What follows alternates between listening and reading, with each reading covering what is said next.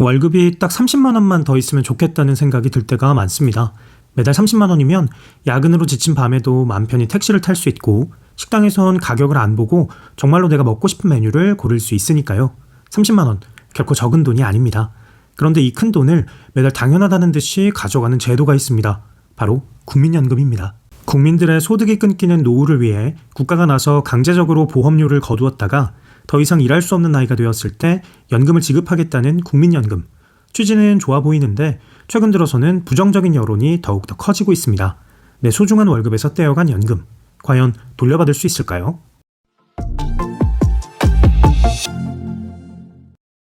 우리나라 최초의 연금은 1960년 공무원 연금이었습니다. 하루하루 입에 풀칠하기도 버거웠던 시절이다 보니 개인이 자발적으로 먼 미래를 내다보고 저축하는 사적연금은 시기상조였고 국가 차원에서 개입하는 공적연금이 먼저 도입된 거죠.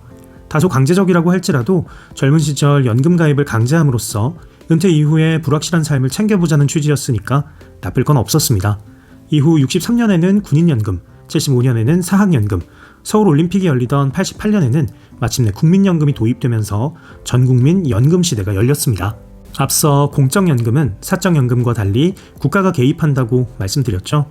공적연금은 특정 조건을 충족한 사람은 누구나 강제로 가입시키기 때문에 사적연금보다 가입자 수도 또 운용 재정도 압도적으로 많습니다. 대표적으로 국민연금의 경우 우리나라 국민 가운데 소득이 있는 18세 이상 60세 미만의 사람은 모두 가입되기 때문에 그 운용 재정은 세계 각국의 글로벌 연기금과 비교해도 네 번째로 규모가 클 정도입니다. 2021년 기준으로 우리나라 국민연금은 총 948조 원의 기금이 적립되어 있고 개인이 자발적으로 가입하는 연금저축은 160조 원 규모니까 5배가 넘는 차이가 난답니다. 무엇보다 공적연금은 지급 시점에 물가 상승률을 반영한 금액을 지급하기 때문에 단순히 약정 금액만을 기준으로 지급하는 사적연금에 비추어 공적연금이 훨씬 안정적이라고 볼 수 있죠. 또 예기치 않은 일이 발생해 재산을 차압당하는 경우에도 공적연금은 일정 금액까지는 손댈 수도 없어요. 이러한 장점 덕분이겠죠. 보건복지부에서 시행한 노후소득 실태조사에서 응답자들은 노후 준비 수단으로 가장 중요한 것이 국민연금이라고 답하기도 했습니다. 실제로 주요 연기금은 이러한 국민들의 기대에 부응하기 위해 적립금을 다양한 곳에 재투자하여 수익을 내고 있습니다. 자, 그렇다면 나는 연금으로 대체 얼마를 받을 수 있을까요? 어떤 사람은 50만 원을 받는다고 하고 또 어떤 사람은 100만 원을 받는다고도 하죠. 연금은 첫째, 가입기간과 둘째, 가입기간 동안 납부한 보험료에 따라 달라지게 됩니다. 이때 소득 대체율이라는 개념이 중요한데요. 소득 대체율이란 내가 연금에 가입했던 기간의 평균 소득 대비 얼마나 보장받을 수 있는지, 즉 연금액이 생애 평균 소득의 몇 %가 되는지를 나타내는 지표입니다. 은퇴하고 소득이 끊긴 이후에 연금이 내가 벌던 소득을 얼마나 채워줄 수 있는가 하는 거죠. 이 소득 대체율이 결국 연금의 가치를 결정하는데 보통 안락한 노후를 위한 소득 대체율은 65%에서 70% 수준이라고 합니다. 우리나라 국민연금의 소득 대체율은 43%로 책정되어 있고요. 결국 소득 대체율을 이미 정해둔 상태에서 전체 가입자의 평균 소득과 본인의 평균 소득을 합한 금액을 기준으로 산출하기 때문에 사람마다 수령액이 다를 수밖에 없는 거죠. 결론적으로 많이 또 오래 낸 사람이 많이 돌려받는다는 원칙을 따르는 셈입니다. 다만 다른 공적연금과 달리 국민연금에는 소득 재분배를 위한 기준이 포함되어 있는데요. 저소득층이 상대적으로 더 많은 연금을 받을 수 있게 함으로써 사회적 취약계층을 보호하겠다는 국민연금의 취지를 살리고 있죠. 이걸 제외하고는 공무원, 군인, 사학연금과 같은 직역연금도 약간의 차이만 있을 뿐 사람마다 기준소득과 재직기간이 연금 지급률에 영향을 미치는 점은 비슷합니다. 공적연금의 연금 수급 개시 연령은 모두 만 65세인데 군인연금의 경우만 직급별 정년 이후 즉시 연금이 지급된다는 점이 다르고 연금 수령을 위한 최소 가입기간 역시 모두 10년인데 반해 군인연금만 20년이라는 점만 빼고요.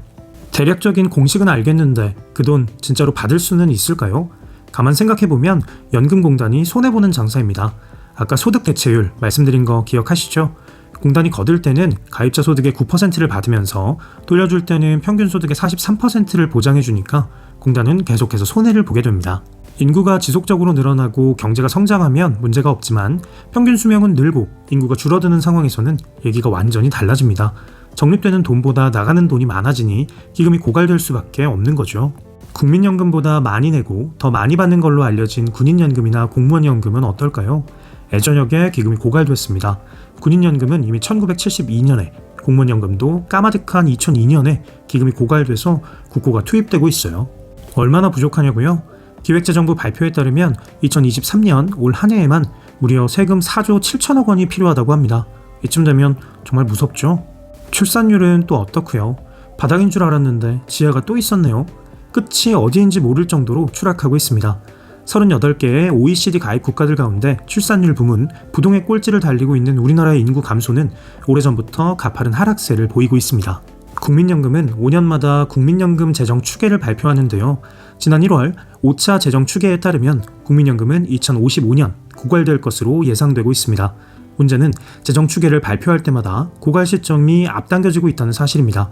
2013년 3차 발표 당시에는 2060년이었고 2018년 4차 발표 당시에는 2057년이었는데 말이죠. 이 정도로 출산율이 빠르게 떨어질 거라고는 미처 예상을 못했던 겁니다. 그래도 연금 어떻게든 받을 수는 있을 겁니다. 어떻게요? 연금 부과 방식을 지금의 적립식에서 부과식으로 바꾸는 방법이 있기는 합니다. 연금 제도를 운영한 지 오래된 선진국들에서는 이미 채택하고 있는 방식인데요. 간단히 말해 연금 재원을 기금을 적립해 운용하는 지금의 방식 대신 지급해야 하는 금액만큼 그 해에 몽땅 걷어서 지급해버리는 방식입니다.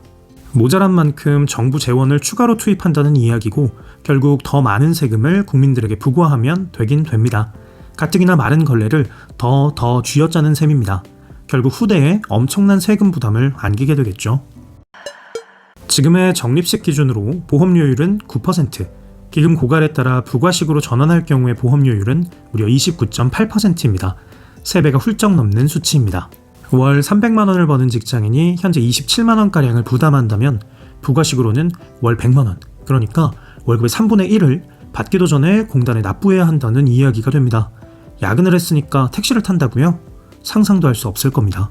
더 무서운 이야기를 해드릴까요? 충격적인 사실은 2055년에 고갈될 것이라고 본 전망조차 2046년 우리나라 출산율이 1.21명이 되리라는 낙관론을 기반으로 했다는 점입니다. 최근에 초저출산 추세는 반영도 안 됐다는 거죠. 또 100세 시대로 대표되는 평균 수명의 증가는 종신연금을 보장하고 있는 현재 연금 수령 기간의 증가로 이어져 연금 재정에 또 다른 부담이 될 겁니다.